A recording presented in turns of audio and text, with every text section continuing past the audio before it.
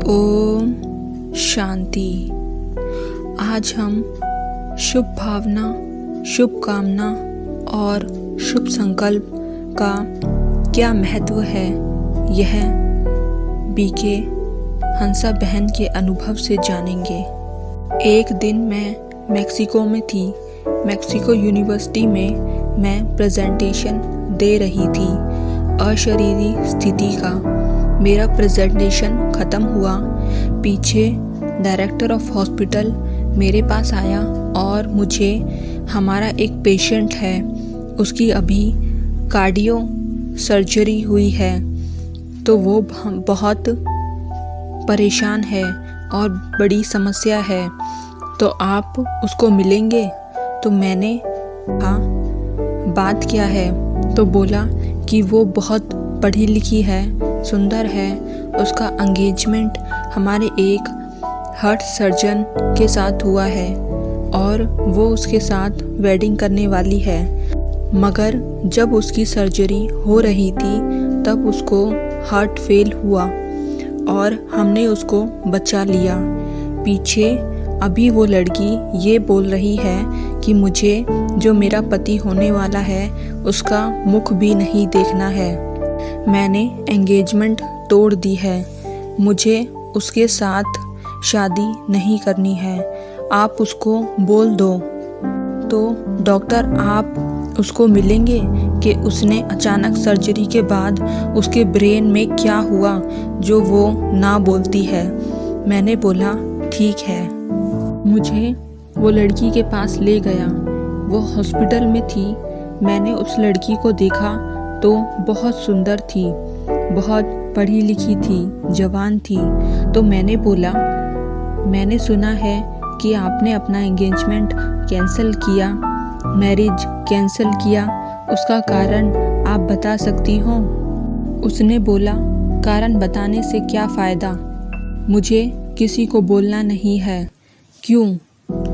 तो मैंने बोला अगर आपको शादी नहीं करना है तो अच्छी तरह से छुट्टी ले लो, बोल दो उसको क्यों नहीं करना। तो मैंने बोला मुझे तो बोलो क्यों। तो उसने मुझे बोला कि मेरे जो शादी होने वाली थी उसने मुझे बोला कि आपके हार्ट में थोड़ा सा होल है, उसका ठीक करना पड़ेगा, पीछे ही वेडिंग करेंगे। और मैं खूबसूरत हूँ तो जो उसके भाई हैं मुझे बहुत देखते हैं, मिलने की कोशिश करते हैं, तो उसको जेलसी भी बहुत थी जो पति होने वाला था उसको। तो जब मेरी सर्जरी हो रही थी तो पीछे मैं उसका विचार सुन रही थी। जब मैं एनेस्थीसिया में थी, देहभान थी, तो मैं सुन रही थी कि मेरे पति ने बोला कि वो मर जाए तो अच्छा है क्योंकि उसके हार्ट में होल है। मुझे ऐसी वाइफ नहीं चाहिए जिसके हार्ट में प्रॉब्लम, इससे तो बेहतर है वो मर जाए। तो मैंने पक्का किया कि मुझे जीना नहीं है। मैं शरीर से बाहर निकल गई। तभी मुझे हार्ट अटैक आया सर्जरी के दौरान।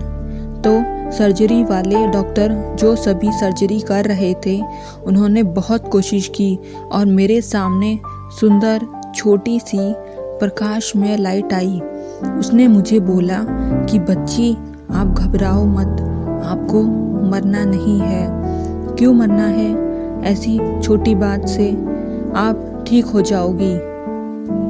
तो मैं सुन रही थी और पीछे सर्जन ने एक अटेंडेंट को भेजा कि उसका पति कैफेटेरियन में बैठा क्योंकि उसको अलाउड नहीं था सर्जरी में। वो भी कार्डियक सर्जन था मगर उसको मना था क्योंकि रिलेटिव होने वाला था, तो उसको बाहर बैठने के लिए बोला, कुछ होएगा तो हम आपको बताएंगे। तो उसको भेजा। वो कैफेटेरियन में नाश्ता कर रहा था। तो अटेंडेंट ने बोला कि जो आपकी होने वाली बीवी है उसको कार्डियक अरेस्ट हुआ है, हो सकता है वो बचेगी नहीं। तो आपको मैं बताने के लिए आया हूँ। पीछे वो लड़की की तबीयत ठीक हो गई, डॉक्टर ने उसको बचा के उसे आईसीयू में रख दिया। तो जब वो वाहन में आई तो उसने डॉक्टर को बोला, एंथोलॉजिस्ट को, कि जो उसका पति होने वाला है उसको कहा बिल्कुल मना है, मुझे उसका मुख नहीं देखना है। तो मैंने बोला क्यों? उसने बोला मुझे उस पर विश्वास नहीं है, वो बहुत स्वार्थी है और उसको मेरी जेलसी भी बहुत है और वो मुझे प्यार नहीं करता है। तो मैंने उसको कितना प्यार किया, मैंने सब कुछ उसको दे दिया और उसने मेरा तिरस्कार किया, इसलिए मैंने कैंसिल किया। तो मैंने उसको बोला मैं उसको मिलूं, उसको पूछूं कि क्या ये सच बात है? तो उसने कहा ठीक है, आप उससे बात कर सकते हो। पीछे डायरेक्टर मुझे ले गया उसके पास। तो मैंने उसके होने वाले पति से पूछा कि आप बहुत परेशान हो कि उसने क्यों एंगेजमेंट और शादी कैंसिल की। तो मुझे मालूम है क्यों। जो आप मुझे सच बोलेंगे, मैं आपको प्रश्न पूछूंगी तो मैं आपको बताऊंगी कि उसने क्यों कैंसिल किया, वो क्यों नाराज़ है। तो मैंने पूछा जब सर्जरी होने वाली थी और सर्जरी हो रही थी तो आपके विचार संकल्प कौन से थे? जब आपको मैसेज आया कि उसको कार्डियक अरेस्ट हुआ है और वो नहीं बचेगी तो आपके विचार कौन से थे? तो उसने मुझे बोला कि मेरे विचार ये थे कि वो मर जाए तो अच्छा है, मुझे कार्डियक पेशेंट के साथ शादी नहीं करनी है।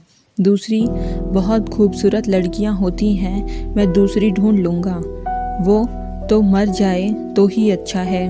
मैंने उसके पति को बोला कि वो जब अनकॉन्शियस थी ना एनेस्थीसिया से, तो उसने आपका विचार, आपका संकल्प पकड़ लिया, बहुत परेशान हो गई और उसने शरीर छोड़ दिया। कार्डियक अरेस्ट हुआ और पीछे वो शरीर में वापस आई। डॉक्टर ने बहुत मेहनत की, इसलिए वो बहुत ना बोल रही है। तो बोला आप उसको बोल दो कि मुझे माफ़ कर दे, मैंने गलती की। तो इससे हम ये सीखे कि बाबा हमको हमेशा बोलते हैं कि हम किसी के संकल्प को देख नहीं सकते हैं, हम कान से सुन नहीं सकते हैं, मगर एक संकल्प हमारे मन से निकला, वो संकल्प 100% जिसके लिए मैंने किया है वो ज़रूर पहुँचेगा और उसकी असर भी हो सकती है। तो इस केस से मुझे ये अनुभव हुआ कि मुझे बहुत सोचना है किसी व्यक्ति के बारे में, अशुभ संकल्प से कितना हार्म होता है। ओम शांति।